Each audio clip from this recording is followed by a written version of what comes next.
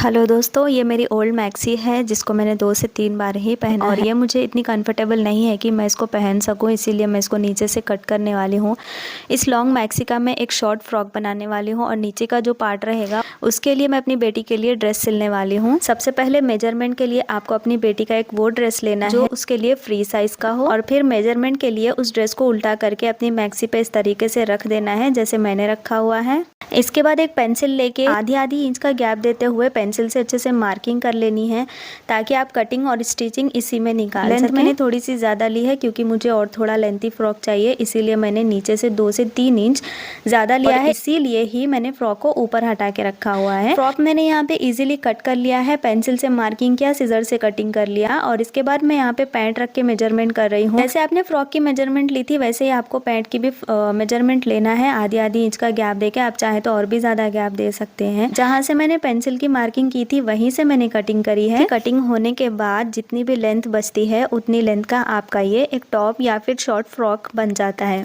और इस फ्रॉक के साथ आप किसी भी कलर का लेगिंग्स, ब्लैक, ग्रे या फिर व्हाइट, पिंक कलर का लेगिंग्स पहन सकते हैं। अगर आप जीन्स पैंट पहनना पसंद करते हैं तो आप इस फ्रॉक पे जीन्स पैंट का भी यूज कर सकते हैं। सबसे पहले आपको अपनी फ्रॉक का घेर स्टिच कर लेना है।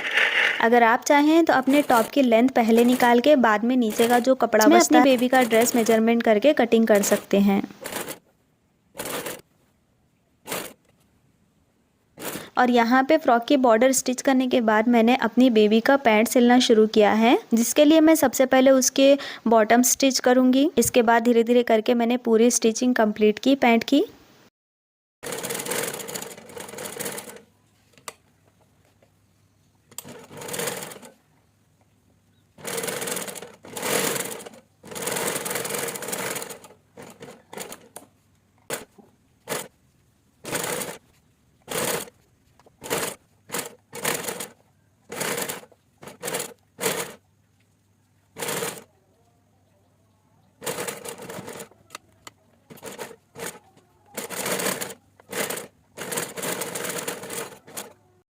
और अगर आपको स्टिचिंग नहीं आती है तो अपने घर के आसपास वाले टेलर्स को बोल के इस तरीके से स्टिचिंग अपनी मैक्सी की करवा सकते हो। मैंने अपनी बेबी का पैंट कंप्लीट कर लिया है और अब मैं शुरू करूंगी इसका फ्रॉक। के बाद जो झालर की साइड के पीस निकले हुए थे इनको मैंने स्लीव्स के लिए यूज कर लिया और जब मैं इनके स्लीव्स लगा रही थी तब मैंने छोटी छोटी प्लेट्स ताकि बेबी के फ्रॉक की स्लीव्स जो है वो झालर टाइप लगे। इसके बाद मैं फ्रॉक की साइड फिटिंग कर रही हूँ। इसके बाद मैंने बॉबिन में इलास्टिक फिल करी, कमर में इलास्टिक देने के लिए, स्लीव्स में इलास्टिक देने के लिए और जो पैंट था उसकी बॉटम्स में भी मैंने इलास्टिक फिल करी है। उसकी बॉटम में भी मैंने इलास्टिक डाली है जिसकी वजह से ड्रेस बहुत ही प्यारा और रेडीमेड जैसा लगता है। मैक्सी के नीचे जो झालर था वो लेने की वजह से खराब हो रहा था और बहुत मेरी मैक्सी लेंथी थी, तो वही झालर जो मेरी लेंथ में आ रहा था उस झालर को मैंने अपनी बेटी के फ्रॉक की लेंथ के साथ ही कटिंग में ले लिया था। इसी वजह से बेबी के फ्रॉक में भी झालर पहले से ही ऐड हो गया था। ड्रेस की कटिंग एंड स्टिचिंग यहाँ पे कंप्लीट हो गई है और कंप्लीट होने के बाद ये बहुत प्यारा नजर आ रहा है। कंप्लीट होने के बाद ये टोटली रेडीमेड लग रहा था और ना ही ये पुराने कपड़े में सिला हुआ लग रहा है।